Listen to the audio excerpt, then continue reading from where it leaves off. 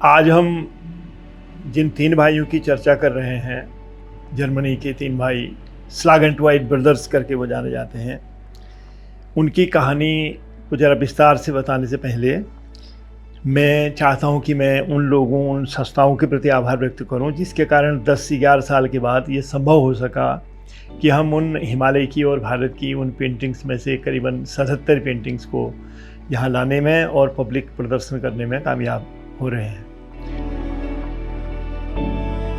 जिस दौर की हम बात कर रहे हैं ये वो दौर है कि जब भारत में ईस्ट इंडिया कंपनी की स्थापना हो चुकी है।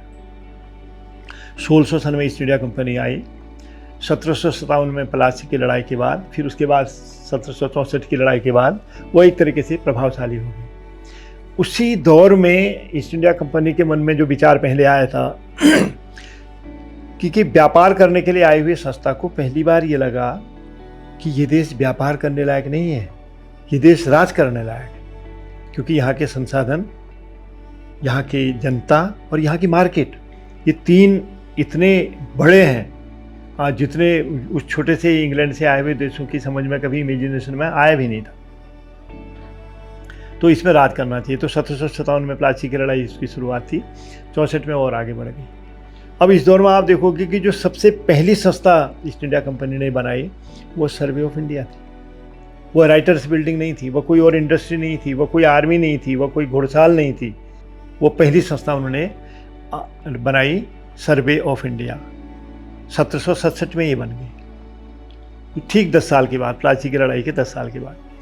अब रोचक ये है कि इसके लगभग 63 साल बाद रॉयल जियोग्राफिकल सोसाइटी लंदन की स्थापना, यानी कि सर्वे ऑफ इंडिया दुनिया की सबसे पुरानी सर्वे संस्थाओं में थी।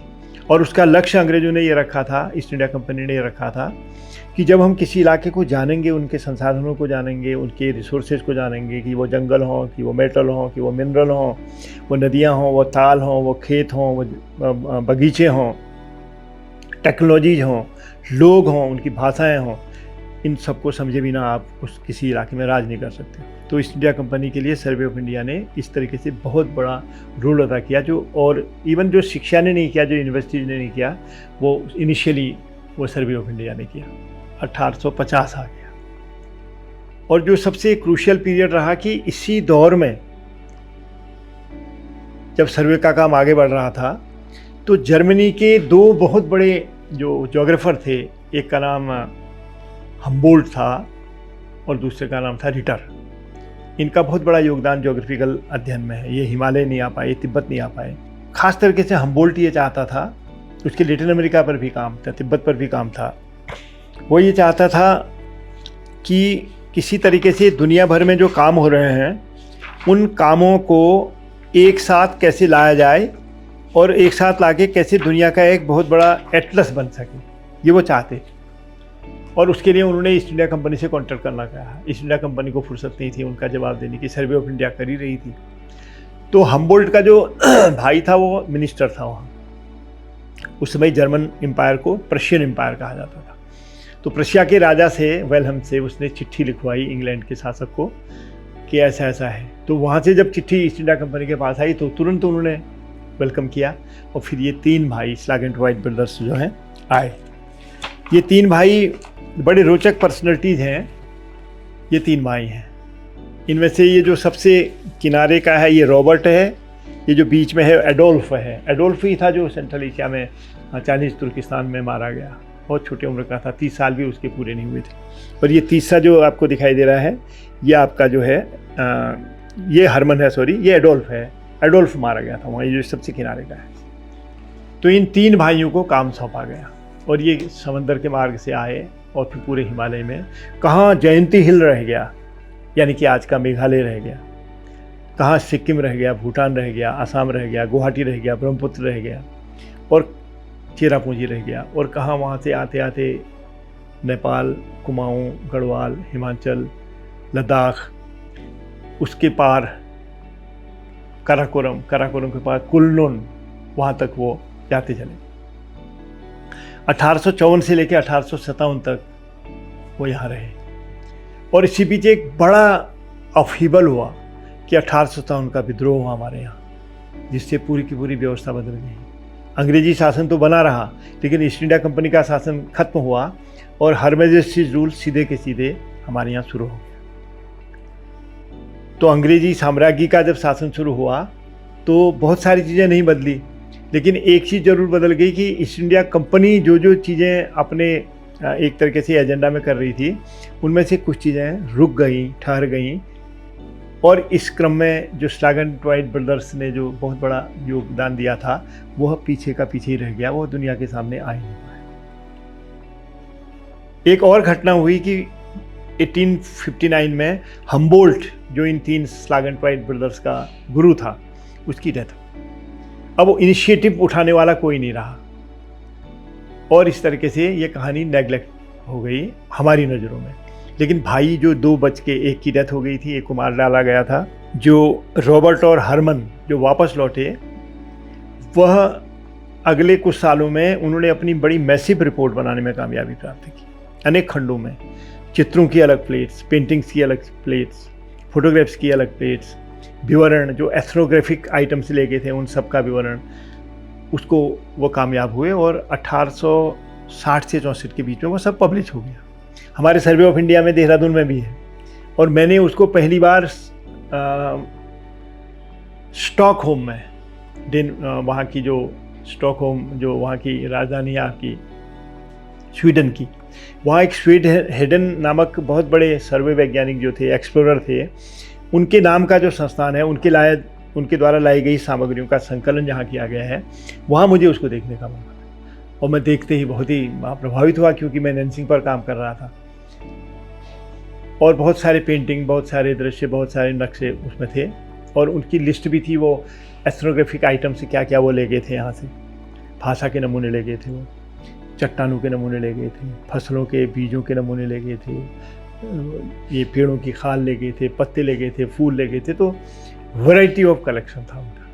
इतना इस तरीके का डाइवर्स कलेक्शन बहुत कम लोग करते थे। कुछ ब्रिटिश वैज्ञानिकों ने भी किया, लेकिन इतना डाइवर्स से, इतना विविधता भरा किसी और ने नहीं किया।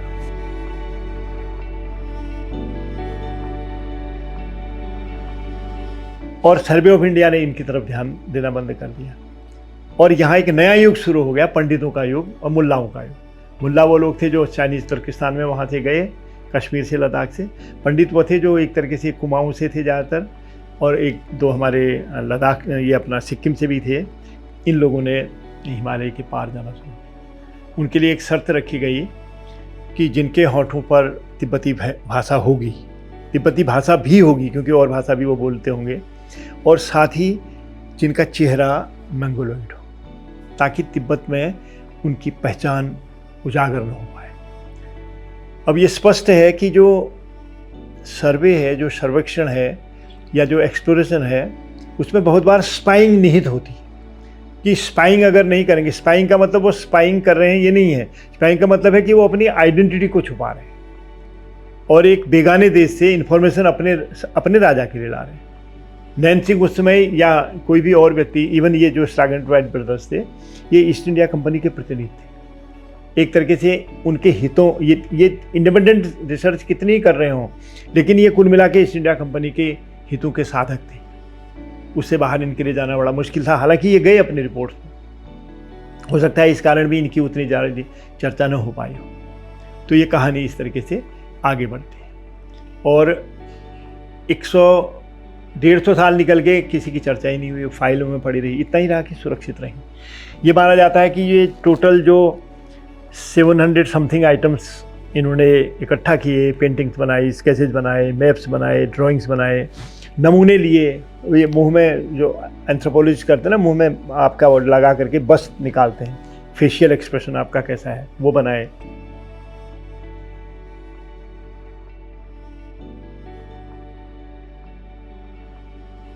फिर क्या हुआ कि नैनसिंग का युग शुरू हो गया और नैनसिंग पहुँचते पहुँचते कहाँ पहुँच गया। यहाँ पर एक रिमार्केबल जो घटना है, जो प्रसंग है, वो बताना उचित रहेगा कि क्योंकि मैं नैनसिंग को खोजते हुए, नैनसिंग के बारे में जानने के लिए इतनी जगहों पर गया उस समय, एशिया की पीठ को बनाने से पहले, उस समय तक हमें उसकी वर्नाकुलर डायरी 1-2 ही मिली थी। उमा भट्ट जी ने जो उसकी डायरियों का दूसरा खंड तैयार किया था, उनमें से वो डायरियाँ में जब लौट के आया तब बनी। नहीं तो हमें पता ही नहीं होता, हम अंग्रेजी रिकॉर्ड के अलावा German record, French record, Spanish record के बारे में सोचते ही नहीं थे।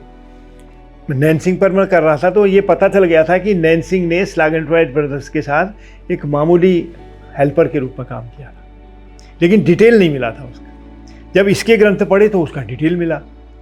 फिर ये हुआ कि जो हमारे हरमन हमारे दोस्त हैं, उससे पहले एक स्टेंजा, एक और वहाँ की स्कॉलर थी, उनसे मेरा एक बार इस्लामाबाद में एक बहुत बड़ा सेमिनार जर्मन्स ने किया था, उसमें पता चला। फिर 2-3 बार वहाँ जाने पर और सामग्री मिली। फिर कुछ फ्रेंच के अनुवाद हमारे साथ आए तो उससे और जानकारी मिली। तो नैनसिंग ने अपने एक कुली के रूप में, एक मामूली वर्कर के रूप में अपना करियर इसमें शुरू किया। ये मेरे लिए बड़ी रिमार्केबल घटना थी। तो मेरी क्यूरियोसिटी बढ़ना था, क्योंकि नैनसिंग की प्रतिभा को सबसे पहले औरों ने भी पहचाना, लेकिन सबसे ज़्यादा स्लागेंट्वाइट ब्रदर्स ने पहचाना। उनके साथ वो 56-57 साल में लगातार रहा।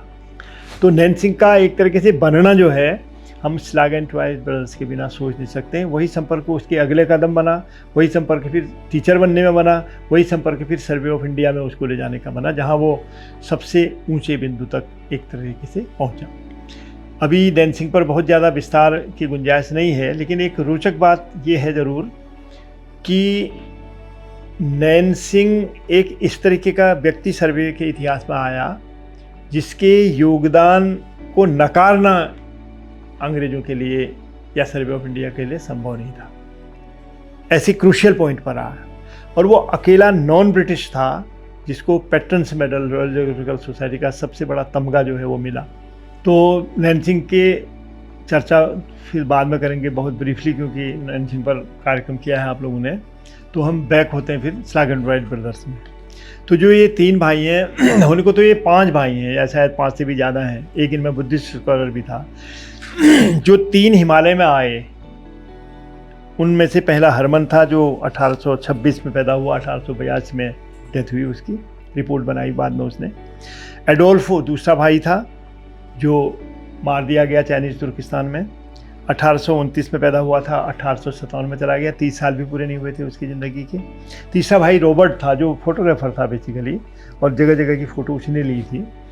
और पहला he was among the very first photographers of Europe जिन्होंने हिमालय में या कहीं और कैमरे का इस्तेमाल किया हो।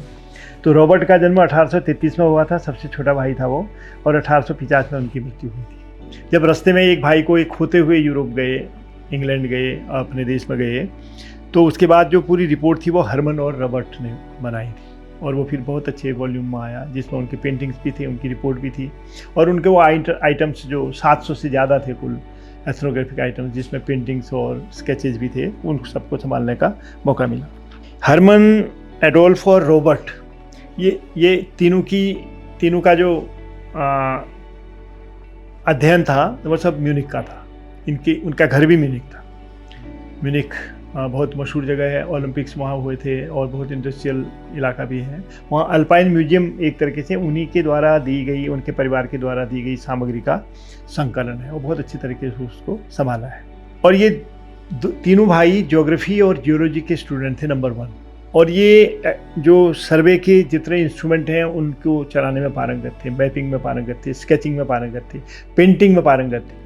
और कैमरा नया बना था, 1855 के आसपास कैमरा आया होगा, तो ये कैमरा लाने में भी कामयाब हुआ। हालांकि कैमरा धुलने के बाद फ़ोटो प्रिंट तो तभी बने जब ये 2-3 साल के बाद वहाँ पहुँची।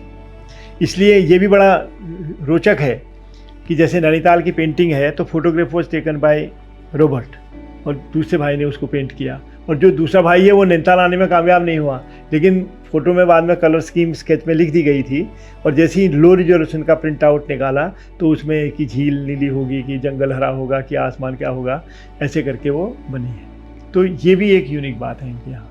तो कभी कभी उन्होंने, जैसे बद्रीनाथ केदारनाथ की पेंटिंग है तो उसमें भी वही नमूना है। तो फिर जो उन्होंने जिस तरीके का बहुत विस्तार से डॉक्यूमेंटेशन किया वो रिमार्केबल है। यानी कि जो ज्योग्राफी जो विजिबल है और जियोलॉजी जो छुपी हुई है, उन सब के अध्ययन को उन्होंने आगे बढ़ाया।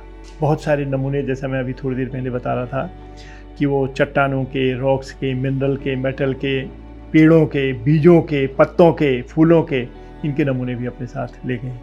जानवरों, स्टफ्ड जानवर भी कुछ इकट्ठा करके वो यहाँ से ले गए। फिर उन्होंने जो आर्किटेक्चर था वो अध्ययन किया बहुत गहराई से, पैटर्न उनके थे। इसके अलावा उन्होंने जो मोड ऑफ ट्रांसपोर्ट थे वो देखे, क्योंकि उनके ज़माने में क्या था कि रेल भारत में आई ही थी अभी। सन 52-53 में रेल आई, 1852-53 में, और 2 साल के बाद वो वहाँ पहुँची थी, बम्बई के बहुत करीब में, थाने में। उसके अलावा भारत में कहीं रेल नहीं थी। तो पूरा मोड जो था आपका, आइदर वॉक और राइडिंग, और ऊँट पर और घोड़ा गाड़ी में या कंडी में या झंपान में या डोली में, यही आपका चलने का। लेकिन सर्वियर थे तो आपको इसमें बहुत कम बार ऐसा होता था कि मैकेनिकल या मदद आप ले सकें, ज़्यादा आप मैनुअली चलते थे। तो ये सब यात्राएं उन्होंने उस तरीके से की थी। इनके पेंटिंग्स को, इनकी रिपोर्ट्स को अगर देखें तो हम देखते हैं कि ये पहली बार बहुत विस्तार से भारत की, खास तरीके से उत्तरी भारत की प्रकृति पर, उसके अलग अलग एक्सप्रेशंस पर बहुत गहरी नज़र रखे हुए थे। उसके बाद जो जियोलॉजी थी वहाँ की, उसका अध्ययन करते थे। नदियों के गॉर्ज कैसे हैं, नदियों का प्रवाह कैसा है, नदियों का पाट कैसा है, और पुलों का पैटर्न कैसा है, इस सब का अध्ययन भी करते थे। बर्फ़, ग्लेशियर, ये सब भी देखे।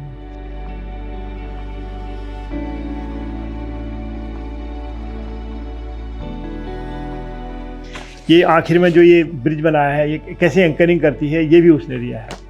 तो ये इस बात का संकेत था कि उनकी नज़र, नोट्स उनके इस तरीके के होते थे।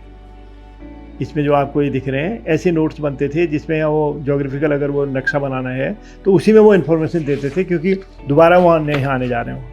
इसी तरीके से उन्होंने अपनी रिपोर्ट जो बनाई उन्होंने, उसका नाम था result of a scientific mission to India and high Asia. High Asia का मतलब था ट्रांस हिमालय का इलाका। Hermann Adolph and Robert Schlagintweit जो एटलस वाला है, उसमें ये हमारे जितने भारतीय यात्री थे, भारतीय उनके साथ सहयोगी थे, उनके नाम पूरे दिए हैं। तो ये लिस्ट उन्होंने अपनी रिपोर्ट में बड़े विस्तार से दी। इसी तरीके से नैन्सी की ये एकमात्र फ़ोटो मिलती है सर्वे ऑफ इंडिया में। इसी के आधार पर उसकी मूर्ति बनी, इसी के आधार पर डाक टिकट जो भारत सरकार ने जारी किया वो मिलता है। ये नक्शे में आप साफ देख सकते हैं कि उत्तरी भारत में किस तरीके से स्लागेंटवाइट ब्रदर्स ने अपनी यात्राएं की। जो रेड लाइन है वो उनकी यात्रा है। कितनी मल्टीपल यात्राएं देख सकते हैं। ये माना जाता है कि 28 मेरे ख्याल में 28,000 मील के करीब इन्होंने पूरे भारत में यात्राएं की। तीनों भाइयों की अलग अलग जोड़ दिया जाए तो ये लाल लाइन है उत्तरी भारत का पूरा रेखांकन करती है। उन्होंने बहुत विहंगम चित्र बनाए, जैसे ये जो कवरिंग का चित्र है, ये लामायुरू मोनेस्ट्री का है। जब आप कारगिल से लद्दाख के लिए जाते हैं, यानी कि लेह के लिए जाते हैं, तो बीच में आपको ये पड़ता है। ये अभी बुद्धिस्ट मेमोरियल है और अभी भी वहीं पर है, और इसका बड़ा खूबसूरत चित्र उन्होंने बनाया है। ये जो दूसरा चित्र देखिए आप, ये हिमालय का बहुत बड़ा पैनोरामा है। जैसा आप अनूप शाह का और हमारे बहुत सारे और लोगों ने जो आजकल पूरा बड़ा पैनोरामा प्रिंट कराए हैं, उसको उन्होंने पेंट किया है। और कहाँ से किया है पता है आपको? नैनीताल में जो नैना पीक जिसको हम कहते हैं, चीनी वो चाइना पीक है, वहाँ से जो सामने दृश्य दिखता है उसको पेंटिंग किया है।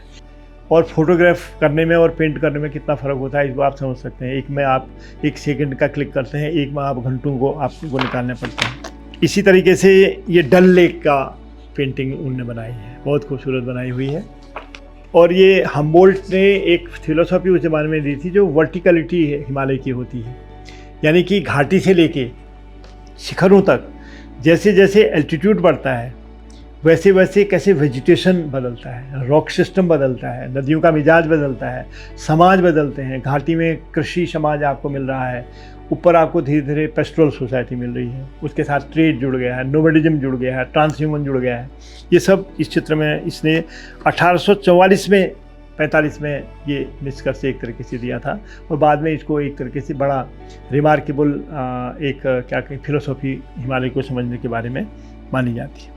ये जो उन्होंने नक्शे उस ज़माने में बनाए, ये जर्मन में ये नक्शा है, इसमें कुमाऊँ वाला सेक्शन ये साफ साफ है, यानी कि हमारा ब्रिटिश कुमाऊँ, यानी कि आज का उत्तराखंड, इसका बड़ा डिटेल अध्ययन उन्होंने उस ज़माने में किया था। अभी सर्वे ऑफ इंडिया के नक्शे भी बनने में हैं, लेकिन ये इंडिपेंडेंट रूप से उन्होंने बनाया। ये एक प्रशियन यानी कि जर्मन एम्पायर का कोर्ट वाला जो एक व्यक्ति था, वो भारत में 1822 में आया था। उसने श्रीनगर से डल लेक के सामने ये इतना बड़ी पेंटिंग बनाई थी।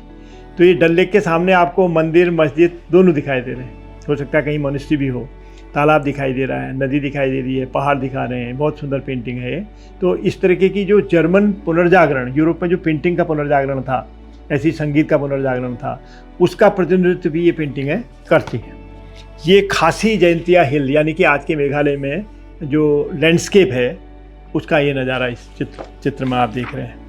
ये बीच बीच में दर्रे जैसे इनके सामने आते थे हिमालय के, उनको पार करके तिब्बत में चले जाते थे। तो थोलिंग मठ है हमारे यहाँ।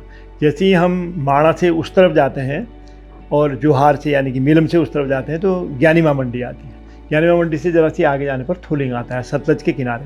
थोलिंग जो था उसको सांगसुंग कंट्री कहा जाता है। सांगसुंग कंट्री का मतलब ये है कि बौद्ध धर्म से पहले जिस धर्म को वहाँ के लोग मानते थे, तिब्बत के लोग, वह बोन धर्म था।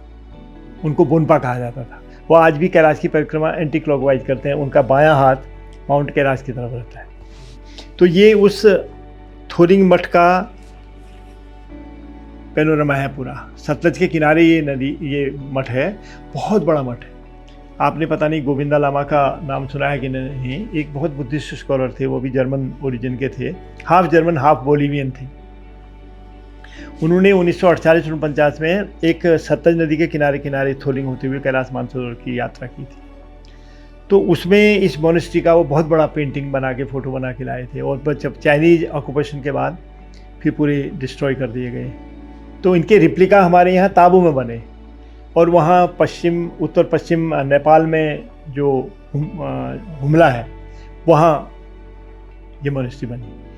तो आज तिब्बत वालों को यहाँ आना पड़ता है कि 1000 साल पहले थोलिंग में क्या आर्किटेक्चर रहा होगा, जिसके रिप्लिका भारत में और नेपाल में बने। अब वो तिब्बत में उस तरीके से सुरक्षित नहीं है। तो ये पेंटिंग भी इनकी बहुत महत्वपूर्ण है। इसी तरीके से ये बहनियार टेम्पल है कश्मीर का। वो टेम्पल तो शायद टूट गया है, उसका पूरा कोर्ट यार्ड है। कश्मीर के एक हिंदू राजा ने भी वहाँ बहुत सारे मंदिर तोड़े थे, उसका अभी इतिहास हाल में आया है। तो ये उस लैंडस्केप को, उस आर्किटेक्चर को हमारे सामने रखते हैं। और लैंडस्केप भी, जो नेचुरल लैंडस्केप है पहाड़ों का, वो भी इसमें दिखाई दे रहा है। ये कश्मीर श्रीनगर में जो हाउसेस हैं, एक तो लेक में अलग होते हैं और जो बाहर हैं उसमें आप देखिए नीचे पत्थर लगे हुए हैं और ऊपर जो है लकड़ी का काम होता है। और जैसे ही हम वहाँ जाते हैं, लद्दाख में मड हाउसेज मिलते हैं, पूरी छत फ्लैट एक तरीके से हो जाती है। जैसे ही हम नीचे आते हैं बहुत जगह स्टोन हाउसेज मिलते हैं। तो जहाँ जिस मटेरियल का प्रभुत्व है या अधिकता में है, उसी का इस्तेमाल किया गया है। पत्थर हो, पाथर हो, लकड़ी हो, छप्पर हो, बांस हो, बम्बू हो। नॉर्थ ईस्ट में बम्बू के घरों को भी उनने डिपिक्ट किया है। और ये बोगा पानी, जो जैसे ही हम गुवाहाटी से आज भी वहाँ को जाते हैं शिलोंग को, तो बोगा पानी के आगे कहीं पर एक नदी है। ये पुल बड़ा यूनिक है और ये पुल आखिर में भी इसमें कवर में दिया गया है। इस पुल में जो एंकरिंग है वो इंजीनियरिंग का नायाब नमूना है। होता यह था कि एक इतना लंबा बल्ली नहीं मिल पाती थी कि आर पार जाए, तो इसको एंकरिंग इस तरह से करते थे कि ये नीचे से पोल इन्होंने बनाया है, इधर से टेका है, फिर उसके ऊपर बल्ली लगाई है, फिर वो गिरने से बचा रहे, उसको इतनी जगह मल्टीपल एंकरिंग करी है उसके ऊपर। तो ये इस बात का संकेत था कि हमारी टेक्नोलॉजी कहाँ पर थी। जैसे वहाँ वो एक पेड़ से ही पुल बनाने का रिवाज शिलोंग में था। आपके मेघालय में चेरापूंजी में जो मोनोलिथ थे, यानी कि वीर स्तंभ थे, वो भी उन्होंने दिए हैं। तो इतनी वैरायटी थी। ये स्कोराला ग्लेशियर है, ये आज इसको देख के वो ग्लेशियर आज कहाँ पहुँचा है, तो उस चेंज को परखा जा सकता है। आल्प्स में, अगर आप कभी आल्प्स में जाओगे स्विट्जरलैंड में या जेनेवा के पास, तो उन्होंने हर ग्लेशियर के वहाँ पर चार्ट लगाए हैं, पुरानी पेंटिंग लगाई हैं कि कहाँ पर 0 पॉइंट था, कहाँ तक बर्फ़ थी। अब बाद में फ़ोटो लगा दी हैं, तो उससे आप समझ सकते हो। हमारा न तो गोमुख में लगा है, न बद्रीनाथ में लगा है, न पिंडारी में लगा है, न मीलम में लगा है। हमारे यहाँ कोई है ही नहीं, मतलब खुदो और राज करो, इस तरीके का हमारे यहाँ चलता है। तो ये बहुत एजुकेशनल हो सकते हैं कंपैरेटिव उसके लिए। अब ये ब्रह्मपुत्र है, देखिए तेजपुर के करीब अपर आसाम में। मल्टीपल आपको रिवर्स दिखाई दे रही हैं, मल्टीपल धाराएं दिखाई दे रही हैं नदी की। आज यहाँ पर शायद 8-10 किलोमीटर लंबा पुल बन गया है तेजपुर में। और हम भी करीबन 10-15 साल पहले दूसरी बार भी जब आसाम गए थे, तो हम लोगों को अपनी कार को मोटर बोट में रखना पड़ा था, स्टीमर जिसको कहते हैं। वो स्टीमर 2 घंटे बाद उस किनारे पहुंचा, इतना लंबा जिगजैग करके जाना पड़ता था, क्योंकि जहाँ पर उथली नदी होगी वहाँ पर आप उसको नहीं चला सकते हैं, गहरे में जाने के लिए आपको बहुत घूमना पड़ता था। अब वहाँ पर पुल बन गया है। तो उस समय का लैंडस्केप क्या था, और बहुत सारी चीज़ें ली। ऐसा माना जाता है कि 700 समथिंग आइटम्स में से 400, 450, 425, 30 ऐसे कुछ आइटम्स वहाँ अभी भी सुरक्षित उन्होंने रखे हैं, और उम्मीद है कि अब वो धीरे धीरे सामने आएंगे। ये इसका कैटलॉग है जिसमें हमने संस्थाओं को जो है सलाम किया है। सबसे पहले तो अल्पाइन म्यूजियम है, फिर SGS है म्यूनिख की दूसरी संस्था, तीसरा जो बर्लिन की फ्री यूनिवर्सिटी है, चौथी जो संस्था पहाड़ है जो हम जुड़े हुए हैं उससे, और फिर जो 3 हमारे स्थानीय आयोजक हैं, इंडिया इंटरनेशनल सेंटर दिल्ली, उसके बाद Doon library and research centre Dehradun, और CRSC इंटर कॉलेज और RS स्टूडियो एकेडमी नैनीताल। तो इन सब के प्रति हम आभार जताते हैं। अगर इंडिविजुअल्स में आ जाए तो सबसे पहले हम हरमन, जिन्होंने 10 साल पहले मुझे बर्लिन और वहाँ म्यूनिख बुलाया था, और स्टीफनी जो आर्किविस्ट हैं म्यूनिख में, और उनके प्रति जो वहीं के बड़े मशहूर एक तरीके से डॉक्यूमेंटेशन करने वाले व्यक्ति रहे हैं, इरिक्शन और हरमन, और उसके अलावा स्टीफनी, ये 3 इंडिविजुअल्स के रूप में बड़े महत्वपूर्ण हैं। अगर इनकी दिलचस्पी नहीं होती तो इन चित्रों को जब 170 साल में नहीं आए, पता ही नहीं था दुनिया को, तो अब क्या आते ये, तो उनको मैं धन्यवाद देता हूँ। इंडिया में जो संस्थाएं थी उनके अलावा मैं, हमारे एक साथी हैं चंदन डांगी, जिन्होंने दिल्ली में इन पूरे सामान को एयरपोर्ट से कस्टम के पैसों की अच्छी खासी राशि जमा करके मित्रों से साथ लेके कस्टम से इसको छुड़ा के उसको IIC तक लाने और उसको लगाने में उन्होंने योगदान दिया।